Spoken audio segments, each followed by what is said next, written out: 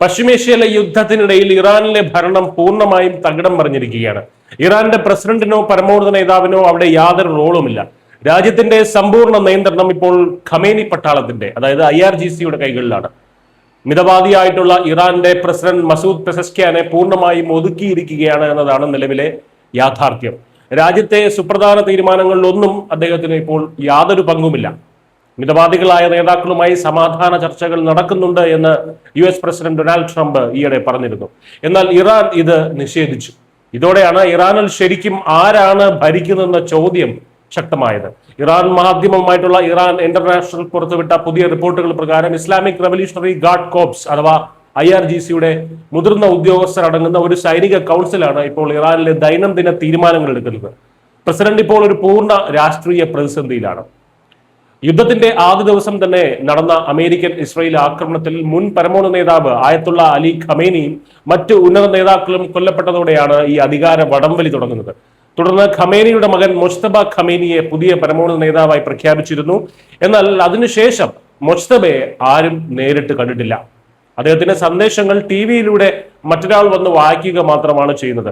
അദ്ദേഹം മരിച്ചുവെന്നും അതല്ല കോമയിലാണെന്നും ഒക്കെ റിപ്പോർട്ടുകളുണ്ട്. മൊജ്തബ ഗുരുതരാവസ്ഥയിലാണെന്നാണ് ഡൊണാൾഡ് ട്രംപും അദ്ദേഹത്തിന്റെ അംഗവൈകല്യം സംഭവിച്ചതായി US പ്രതിരോധ സെക്രട്ടറി പീറ്റ് ഹെക്സത്തും ഒക്കെ അവകാശപ്പെട്ടിരുന്നു. ഈ വലിയ നേതൃശൂന്യതയാണ് IRGC മുതലെടുത്തിരിക്കുന്നത്. മൊജ്തബയ്ക്ക് ചുറ്റും IRGC കനത്ത സുരക്ഷാ വലയം തീർത്തിരിക്കുകയാണ്. ഗവൺമെന്റിന്റെ റിപ്പോർട്ടുകൾ പോലും അദ്ദേഹത്തിൽ എത്തുന്നില്ല എന്നുള്ളതാണ് ഒരു വാസ്തവം. ഇപ്പോൾ പ്രസിഡന്റും IRGCയും തമ്മിലുള്ള ഭിന്നത അതിരൂക്ഷമാണ്. പരമോന്നത നേതാവിനെ കാണാനുള്ള പ്രസിഡന്റിന്റെ അഭ്യർത്ഥനകൾ തുടർച്ചയായി സൈന്യം നിരസിച്ചു. രാഷ്ട്രീയ നേതൃത്വത്തിന് മൊജ്തബയുമായി യാതൊരു ബന്ധവുമില്ല. ഹൊസൈൻ ദഹ്ഗാനെ ഇന്റലിജൻസ് മന്ത്രിയായി നിയമിക്കാനുള്ള പ്രസിഡന്റിന്റെ തീരുമാനവും IRGC മേധാവി അഹമ്മദ് വാഹിദി തടഞ്ഞു.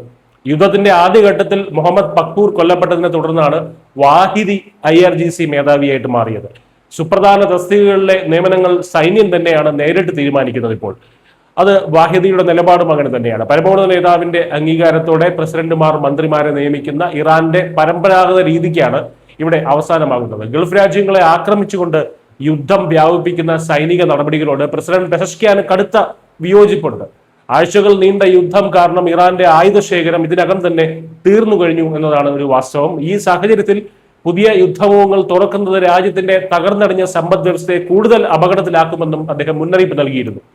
ഇതിനിടെ മൊജ്തബ ഖമേനിയുടെ സമിതിയിലുള്ള മുതിർന്ന സുരക്ഷാ ഉദ്യോഗസ്ഥരായിട്ടുള്ള അലി അസ്ഗർ ഹെജാസിയെ പുറത്താക്കാനും സൈന്യം ശ്രമിക്കുന്നുണ്ട്. പരമോന്നത നേതാവിനെ തിരഞ്ഞെടുക്കുന്ന അസംബ്ലി ഓഫ് എക്സ്പേർട്സിന് മുന്നിൽ മൊജ്തബയുടെ സ്ഥാനാരോഹണത്തെ ഹെജാസി ശക്തമായി എതിർത്തിരുന്നു. മൊജ്തബയ്ക്ക് അതിനുള്ള യോഗ്യതയില്ലെന്നും ഇത് സൈന്യത്തിന് കൂടുതൽ അധികാരം നൽകുമെന്നും സിവിലിയൻ സർക്കാരിനെ ദുർബലപ്പെടുത്തുമെന്നും ഒക്കെ അദ്ദേഹം അന്ന് തന്നെ മുന്നറിയിപ്പ് നൽകിയിരുന്നു.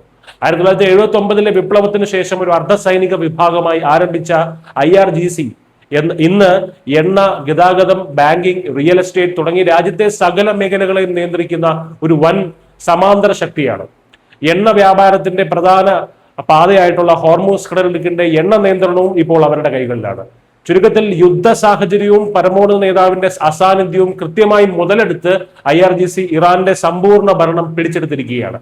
ഇറാന്റെ ഭാവി ഇനി ഈ സൈനിക ഭരണകൂടത്തിന്റെ തീരുമാനങ്ങളെ ആശ്രയിച്ചായിരിക്കും. ന്യൂസ് ഡെസ്ക് ഭരണം.